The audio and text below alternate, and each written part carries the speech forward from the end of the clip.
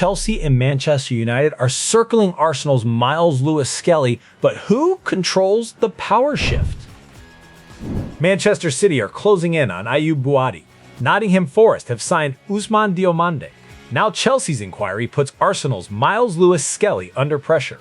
We start with the inquiry that could turn quiet admiration into a Premier League tug-of-war. Chelsea make inquiry about Arsenal's Myles Lewis-Skelly. Chelsea's interest matters because it puts Arsenal's young player inside a three-club contest. The headline sounds bigger than the evidence so far, because there's an inquiry, not a formal bid.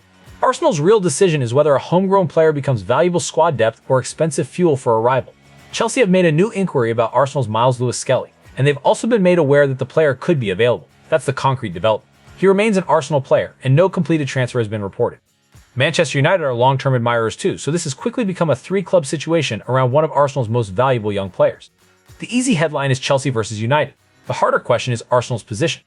Lewis-Skelly offers the appeal clubs always attached to a young homegrown player, technical confidence, positional flexibility, and years of potential still sitting on the table.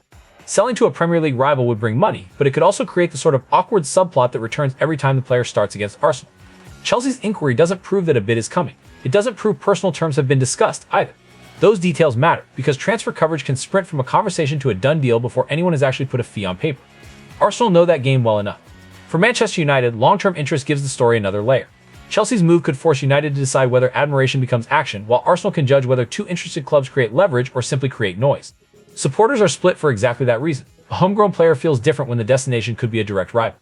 City's answer is colder. They're spending before uncertainty becomes a crisis. Manchester City closing in on Lille's Ayyoub Bouaddi, an £85 million deal.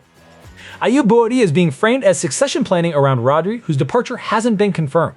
The reported price is enormous for a player still at Lille, so excitement and financial scrutiny arrive together. Personal terms are reportedly agreed, but Lille and Manchester City still have to finish the deal. Manchester City are closing in on Lille midfielder Ayyoub Bouaddi, with the reported fee reaching £85 million. Bouaddi remains a Lille player for now, although reports say he's agreed personal terms with Manchester City. The clubs are still finalizing the deal, and Lille value him at €100 million, reported as £85 million. That price tells you how City see the moment. Rodri's future is increasingly uncertain, but his exit hasn't been officially confirmed, so Bouaddi is being discussed as preparation for a possible midfield overhaul rather than a confirmed replacement. That distinction is important. A club can plan for a player leaving without having completed the departure. City supporters are excited naturally. An £85 million teenager arrives with the weight of a future midfield built around him, which is a lovely way to make a new signing feel relaxed. The football logic is clear though. City want control in the center before the current structure is forced to change. The financial risk is just as clear. A reported $100 million valuation means Lille have set a huge number, and City still have to turn personal terms into a club agreement. Until that happens, the story is advanced, not finished. A completed move follows, and Forest are making their ambition impossible to miss. Nottingham Forest signed Ousmane Diomande from Sporting for a reported £34.2 million. Ousmane Diomande gives Nottingham Forest a major centre-half signing from Sporting. The reported £34.2 million is a statement figure, but it hasn't been officially disclosed by the clubs. A 4-year contract with an option for another year gives Forest a long-term defensive commitment. Nottingham Forest have signed Côte d'Ivoire defender Ousmane Diomande from Sporting. He's agreed a 4-year contract with an option for a further year while the fee remains officially undisclosed. Reports put it at £34.2 million. That's a serious defensive investment from Forest, especially for a center-half arriving with expectations attached from the first training session. The club's supporters see the reported figure as evidence of European-level ambition, and the contract length suggests Forest aren't treating Diomande as a short-term patch. The fee needs careful wording. £34.2 million is the reported number, not an officially disclosed total, so bonuses or other conditions may sit behind it. Still, the consequence is obvious. Forest have spent heavily on a defender they expect to anchor the back line, and Sporting have lost a sought-after player. This is the kind of transfer that changes a squad's posture. Forest now have to defend the investment on the pitch, where one poor afternoon can make an expensive center-half look like a very elaborate theory. Tottenham's manager has opened the door, but he hasn't named anyone walking through it. We have not finished yet. De Zerbi expects more Tottenham transfers. Roberto De Zerbi expects Tottenham to make more transfers before the window closes. His comment creates a watch list, not a confirmed target or imminent signing. Supporters want defensive and attacking additions, so vague promises will quickly meet specific expectations. Roberto De Zerbi says Tottenham's transfer business isn't finished. That's the update. The report doesn't identify a player, a fee, or an agreement, so nobody should turn one managerial comment into a mystery signing with a medical booked by breakfast. The wording still matters because it tells supporters the rebuild has room left in it. De Zerbi is signaling that the squad he has now isn't the final version, and that gives Tottenham fans permission to keep checking every rumor, every airport photo, and every suspiciously cropped training ground image. The pressure will be practical. Spurs supporters are eager for defensive and attacking additions, which means unnamed plans won't satisfy them for long. A manager can keep the window alive with one sentence, but the next move has to be concrete.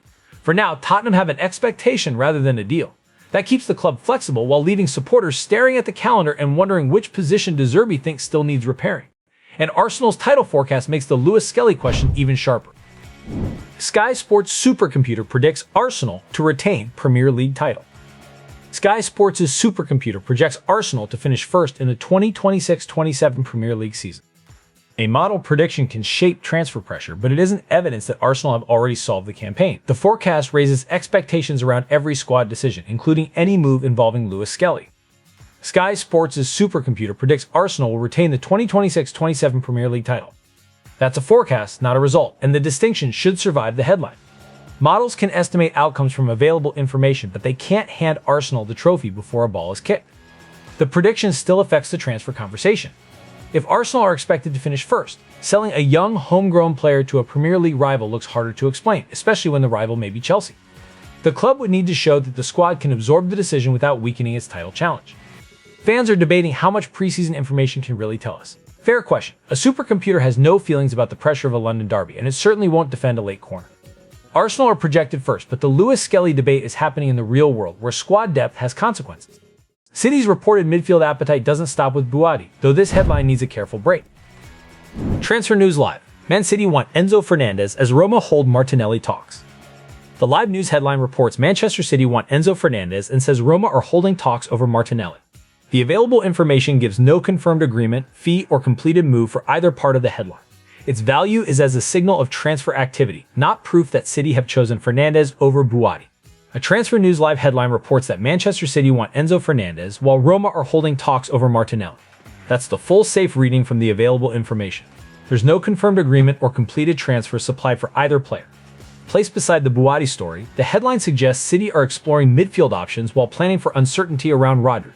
It doesn't prove a deal for Fernández is advanced, and it doesn't cancel the reported Bouaddi negotiations with Lille. Transfer windows often produce several possible routes before one becomes a real move. The Roma and Martinelli element is equally thin here. Talks are reported, but the player's current club, fee, and stage of negotiation aren't established in the package. That's why the headline is useful as a live signal and dangerous as a conclusion. The market is moving, but the paperwork still decides which story survives. The same live window then drags Liverpool and Barcola into the noise. Transfers leave, Liverpool agree, Barcola terms, Bouaddi to City close. The Independent. The Independent headline reports that Liverpool have agreed terms for Barcola and that Bouaddi is close to Manchester City. The wording is a report, not confirmation that either transfer has been completed. Bouaddi's appearance in multiple live headlines makes source discipline essential, because repetition can create the illusion of certainty. The Independent's live transfer headline says Liverpool have agreed terms for Barcola, while Bouaddi's move to Manchester City is close. The quotation marks matter. They signal reported language, not an official Liverpool announcement or a completed Barcola transfer. Bouaddi's place in this headline connects directly with the previous City story. Multiple reports can strengthen the sense that negotiations are active, but repetition doesn't replace confirmation from the clubs. Lille still value him at €100 million, reported as £85 million, and the deal remains to be finalized. For Liverpool, the available detail stops at the headline. There's no confirmed fee, contract length, or formal club statement here, so the smart response is interest rather than celebration. Transfer fans have been trained to order the shirt before the medical, which is how you end up emotionally attached to a rumor. The next story moves from possible recruitment to the bigger question of who is shaping Liverpool's future. Liverpool's bigger issue isn't the celebrity attached to the rumor, it's what the money would actually change. What potential Bezos deal would mean for Liverpool? A potential investment group, including Jeff Bezos, may not transform Liverpool's spending power. The story raises questions about ownership influence and fan identity alongside transfer budgets. A famous name can make an investment proposal look larger than its practical effect. A BBC Sport report examines what a potential deal involving a group including Jeff Bezos would mean for Liverpool. The central point is less glamorous than the billionaire headline. The investment may not create a dramatic increase in Liverpool's spending power, but That matters because supporters often hear a famous investor's name and imagine an instant transfer revolution. Football finance is less cinematic. Spending depends on the structure of the deal, the ownership arrangement, financial rules, existing commitments, and whether the new money is available for recruitment at all. A billionaire's interest doesn't automatically become a blank check for the sporting director. There's also a cultural question. Liverpool fans can welcome investment while worrying about what outside influence might mean for the club's identity and decision-making. The unease isn't irrational, especially when a proposed ownership change becomes wrapped in promises about ambition before the practical details are clear. The payoff is blunt. Chelsea are challenging Manchester United for Arsenal's Myles Lewis-Skelly, but no transfer has been completed and Arsenal still control the immediate decision. Liverpool's Bezos story shows why a headline name never settles the football question. That brings us to the number everyone argues about, even when nobody has officially published it. Why do teams choose not to disclose transfer fees? Undisclosed fees leave room for reporting, negotiation strategy, and contractual detail. A reported figure can be useful without being the final amount paid. Supporters deserve a distinction between an official fee and an estimate built from sources. BBC Sports Ask Me Anything team explain why clubs sometimes choose not to disclose transfer fees. The simple answer is that agreements can contain private commercial terms, bonuses, sell-on clauses, and conditions that both clubs prefer to keep away from the public ledger. That's why a fee can appear in reports while the buying and selling clubs call it undisclosed. Journalists may receive a figure from sources or estimate the value from available details, but the official position remains different. Diomande's reported £34.2 million is a good example from today's window. The distinction matters because supporters use fees to judge recruitment, and a number that includes future bonuses can look very different from an upfront payment. Football loves a clean figure. Contracts rarely cooperate. The Bezos debate keeps running, and this final item turns from transfer value to the wider Anfield argument. Football Daily: Liverpool, Jeff Bezos, and mission creep off the field at Anfield. The Football Daily item links Liverpool and Jeff Bezos with questions about mission creep beyond the pitch. The supply detail identifies the program topic, not a new ownership confirmation or transfer agreement. That makes it a discussion point, not evidence that Liverpool's sporting plans have changed. The Guardian's Football Daily item is titled around Liverpool, Jeff Bezos, and mission creep off the field at Anfield. The available detail identifies the subject and promotes the program, but it doesn't confirm a new deal, a completed investment, or a change to Liverpool's transfer budget. That limitation is important. A podcast or daily discussion can examine the consequences of a possible ownership story without creating fresh evidence that the story has moved forward. The football question remains the same. Would outside investment change recruitment, governance, or simply add another famous name to the conversation? For Liverpool supporters, the anxiety is about control as much as cash. A transfer window can begin with talk of a new winger and end with a debate about who gets to decide the club's direction. That's mission creep in the most football way possible, where every squad rumor somehow becomes an ownership referendum. Arsenal still control the immediate Lewis-Skelly decision, while Chelsea and Manchester United wait for an opening. Next, watch whether City finish Bouaddi's deal or Liverpool's ownership question grows louder.